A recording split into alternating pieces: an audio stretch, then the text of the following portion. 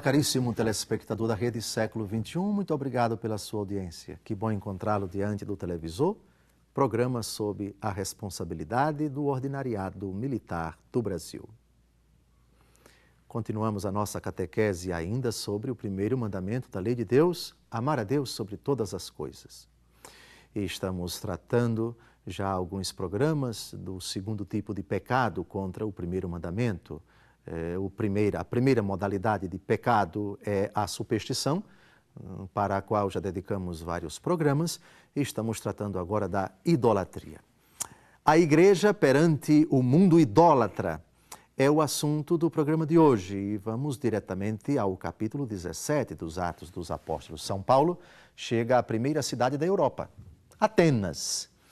Uma cidade politeísta, uma cidade que acreditava na existência de muitos deuses. E ele se dirige ao Areópago, que é o lugar onde as pessoas tinham o direito de falar sobre aquilo que quisessem. E no Areópago havia altares com ídolos para os diferentes deuses da mitologia grega. Vamos ao texto e teçamos alguns comentários. Atos dos Apóstolos, capítulo 17, de 22 a 23.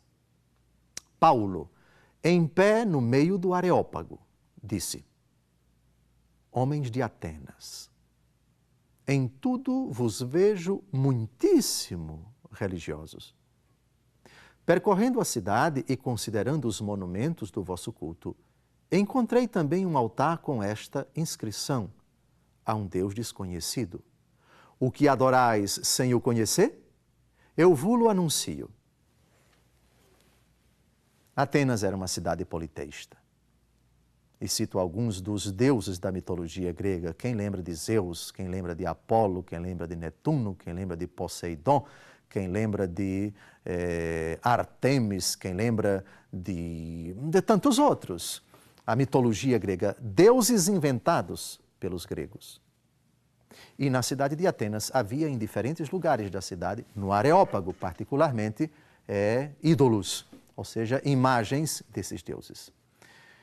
São Paulo, no primeiro momento, elogia no politeísmo algo em si bom, a dimensão religiosa.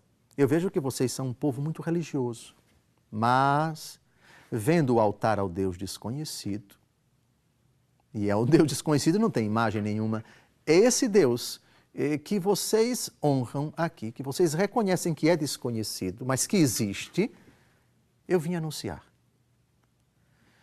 E todo o capítulo 17, após esses versículos, nada mais é do que uma belíssima catequese do apóstolo Paulo, que parte da criação para chegar ao Criador e do Criador para o Redentor, falando explicitamente da ressurreição de nosso Senhor Jesus Cristo.